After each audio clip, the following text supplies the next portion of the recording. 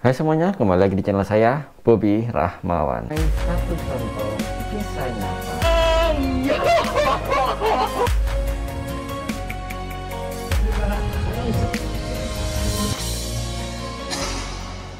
Dalam kesempatan kali ini, saya akan membahas mengenai satu contoh kisah nyata yang berkaitan dengan bahayanya media sosial, di mana ada seorang wanita yang bernama Marlene Ochoa yang pada saat itu telah berumur 19 tahun. Kasus itu sangat gempar pada saat itu, dan begitu saya mulai menggali beritanya sedikit demi sedikit, saya benar-benar kaget guys, dan sangat sedih. Kenapa ya kok ada kasus seperti ini?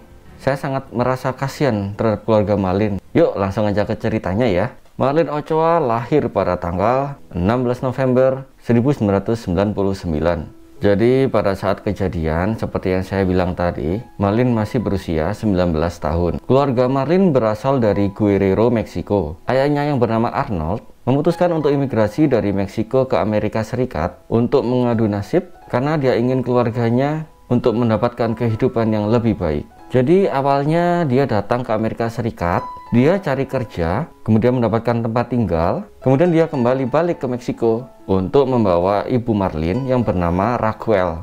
Lalu kemudian ayahnya yang bernama Arnold tadi itu, dan kemudian ibunya yang bernama Raquel berangkat berdua ke Amerika Serikat, meninggalkan Marlene Ochoa untuk melihat kondisi di sana terlebih dahulu, memastikan jadi gitu ya. Sebenarnya bahaya loh ya, anak gadis ditinggal sendirian gitu, apalagi ditinggalnya agak lama loh guys, jadi sekitar 5-6 bulanan gitu. Tapi untungnya semua fine-fine aja, sampai akhirnya ayah ibunya menemukan tempat untuk menetap yang layak di Chicago, Illinois, dan mereka balik lagi berdua ke Meksiko untuk jemput si Marlene Ochoa ini. Keluarga Marlene menggambarkan Marlene sebagai gadis yang ceria. Dia selalu tertawa, tersenyum. Dia tipe orang yang bisa membuat situasi menjadi menyenangkan. Dia juga punya banyak teman. Ya wajar ya guys, soalnya dia suka membawa tawa dalam situasi apapun. Jadi teman-temannya sangat menyukainya. Nah, pada saat Marlene tiba di Amerika Serikat, dia sangat excited banget dan sangat cepat bersosial. Dia juga fokus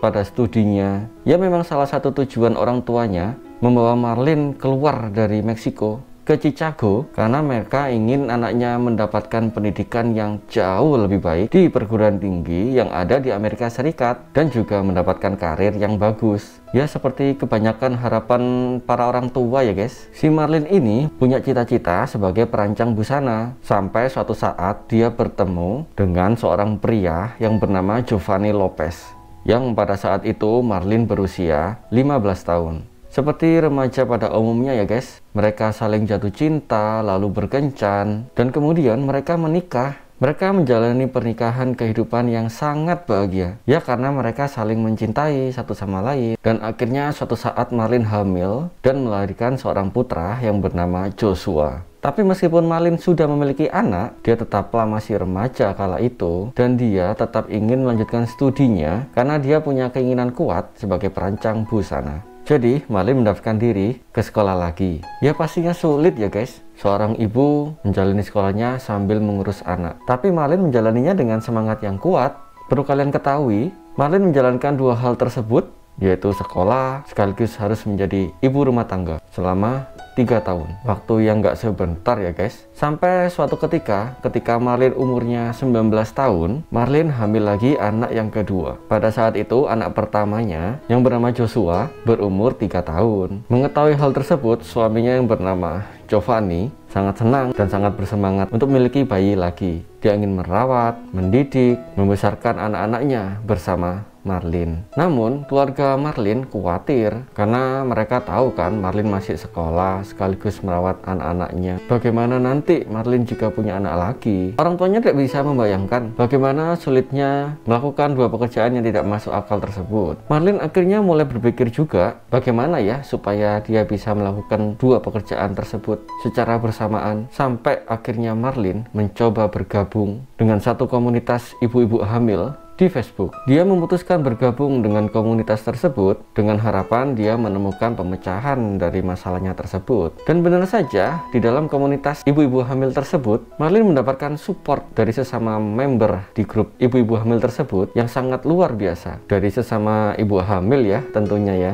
Jadi mereka saling bertukar cerita, pengalaman, sharing, memberi saran, dan saling menguatkan satu sama lain. Ada pula yang sekedar bertanya-tanya, ya seperti kasus Marlin ini. Marlin juga bertanya di grup Facebook ini, apakah mereka mengalami hal yang sama yang dialami Marlin. Dan ternyata ada guys. Jadi Marlin langsung dapat dukungan, merasa senasib, sepenanggungan, seperti support gitu. Di sini Marlin sangat senang dan merasa sangat bersemangat lagi menjalani hari-harinya. Tapi namanya juga grup ibu-ibu ya. Di dalam grup itu ada ibu-ibu yang menjual barang-barang bekas pakai anaknya yang dijual dengan sangat murah, seperti biasa lah ya. Tapi ada juga yang memberikan sesuatu secara gratis, seperti yang dilakukan seorang ibu yang bernama Clarissa Figueroa. Sebelumnya, mari kita bahas latar belakang si Clarissa Figueroa tersebut. Jadi, Clarissa adalah seorang ibu yang berumur 46 tahun. Yang menurut pengakuannya di Facebook, dia telah mengalami suatu mujizat atau secara ajaib, dia bisa hamil lagi, padahal dia sudah menjalani tubektomi.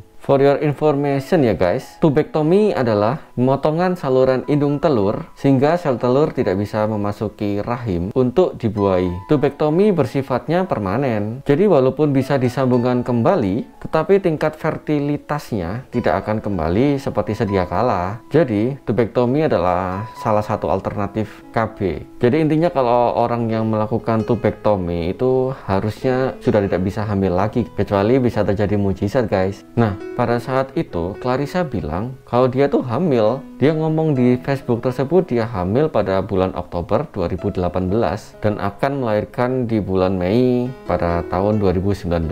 Jadi dia bergabung pada grup komunitas Facebook tersebut dan mencari wanita yang sama-sama melahirkan pada tahun 2019 supaya mereka bisa saling berbagi. Gitu maksudnya. Nah, pada saat itu, Marlin membalas pernyataan Clarissa itu dengan senang sekali. Soalnya Marlin kan juga akan melahirkan di bulan yang sama, yaitu Mei tahun 2019.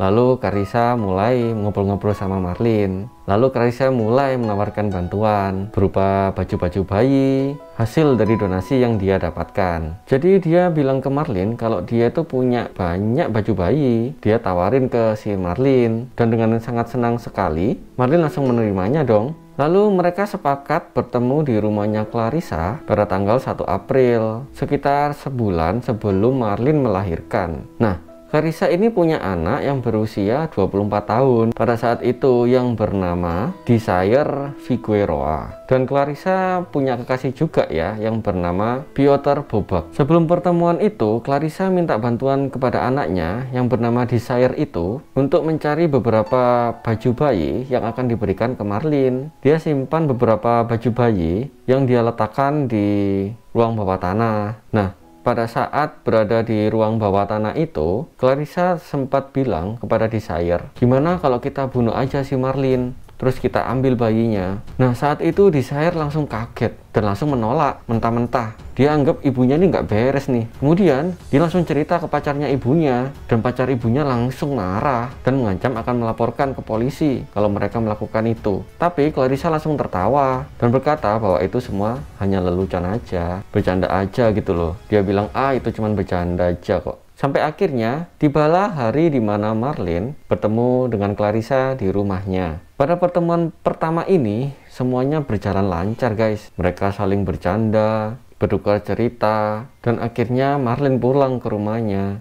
Nah, sejak saat itu Marlin menjadi semakin nyaman dan semakin dekat lagi dengan Clarissa. Sampai akhirnya itu Clarissa itu menawarkan banyak lagi barang-barang kepada Marlin, termasuk stroller baby atau kereta dorong bayi gitu loh guys. Terus Marlin kan sangat senang sekali dan akhirnya mereka sepakat ketemu di rumahnya Clarissa lagi pada tanggal 23 April. Sama seperti hari-hari sebelumnya, Marlin keluar sekolah dan dia berencana untuk menjemput putranya di tempat penitipan anak. Tetapi sebelum dia pergi untuk menjemput putranya Joshua di tempat penitipan anak, si Marlin ini mampir dulu ke rumahnya Clarissa untuk mendapatkan pakaian bayi dan kereta bayi yang dijanjikan Clarissa tersebut. Jadi Marlin meninggalkan kelasnya di sekolah dan mengemudi ke rumahnya Clarissa yang rumahnya tidak jauh dari rumahnya Marlin. Ya kira-kira sekitar 4-6 mil lah jauhnya dari rumah Marlin ke rumahnya Clarissa. Jadi Marlin tiba di rumahnya Clarissa dan sayangnya itu terakhir kalinya Marlin terlihat hidup. Pada hari yang sama, Giovanni, suami Marlin, mendapatkan telepon dari tempat penitipan anak dan mereka mengatakan bahwa Marlin tidak muncul untuk menjemput Joshua anaknya, dan sampai saat itu si Joshua masih berada di tempat penitipan anak. Giovanni langsung kaget dong dan langsung menjemput Joshua anaknya. Tapi Giovanni benar-benar merasa aneh karena Marlin tidak pernah melakukan hal ini dan dia selalu menjemput putra mereka, dan Marlin tidak memberitahu siapapun mau pergi kemana, mau ngapain, sama siapa gitu. Kemudian Giovanni menelpon orang tuanya dan keluarga Marlin dan bertanya mereka apakah mendapat kabar dari Marlin. Dan mereka tidak tahu apapun, dan hari itu juga mereka belum berbicara apapun pada Marlin. Nah, saat itulah keluarganya Marlin sudah mulai khawatir, termasuk Giovanni juga mulai benar-benar khawatir.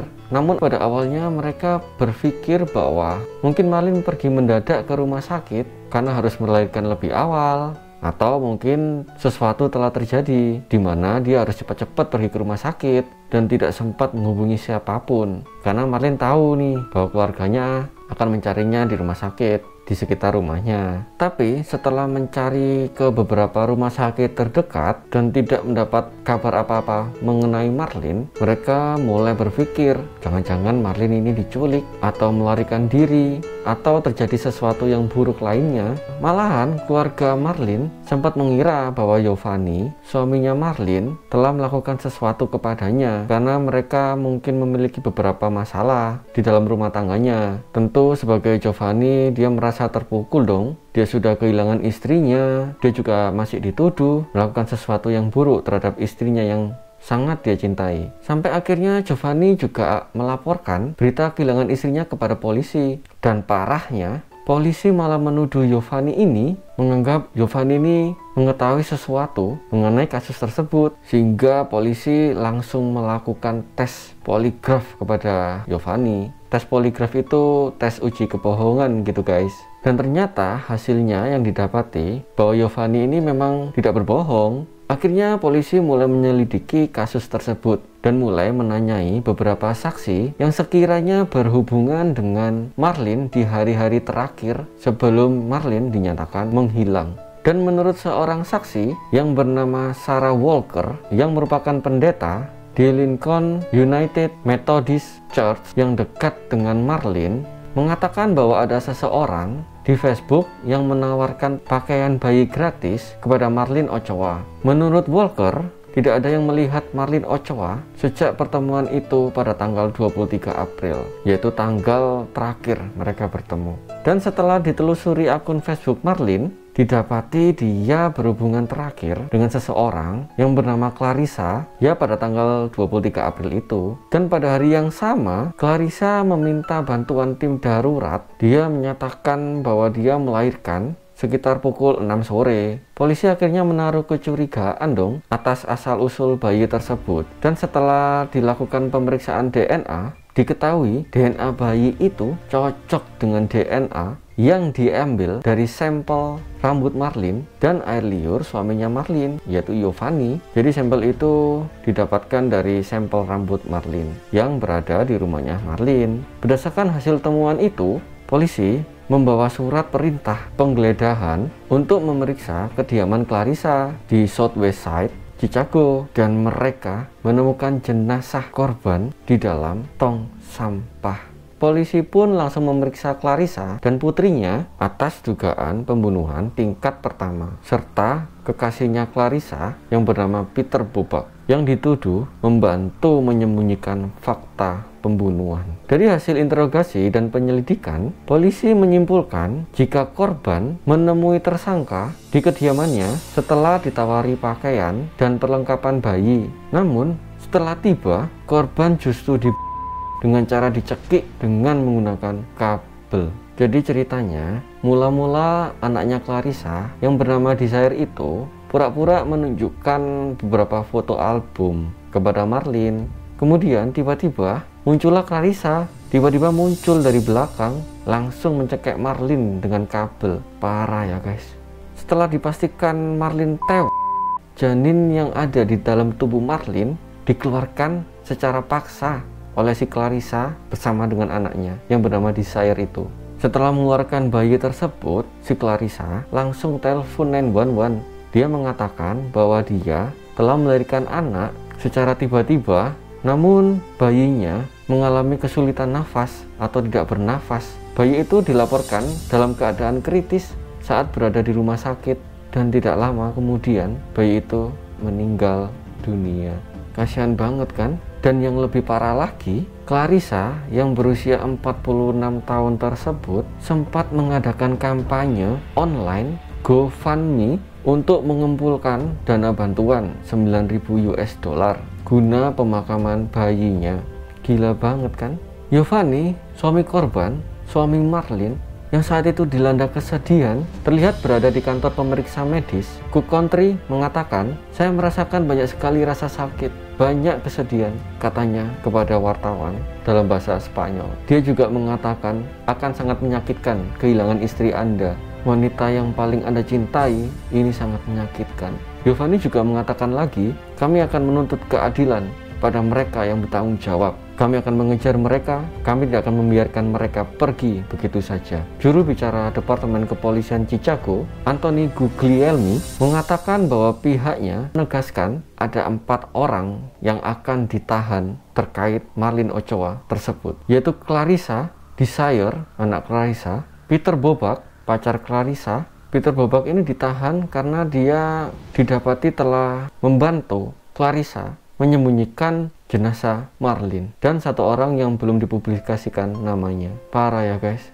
Dari sini kita bisa menyimpulkan kita tetap harus berhati-hati sama siapapun. Gak nyangka kan bahwa di dalam grup Facebook ibu-ibu hamil bisa terjadi seperti itu. Ada orang jahat di dalamnya. Kita tidak pernah nyangka. Jadi kita harus hati-hati pada orang yang tidak kita kenal sama sekali. Gitu aja guys. Itulah pesan dari sebuah kisah nyata ini ya guys. Terima kasih sudah nonton. Jangan lupa klik like, subscribe, dan nyalakan notifikasinya guys ya. Cintai pencipta, sayangi semesta, dan saling jaga. See you next video and thank guys. Nice.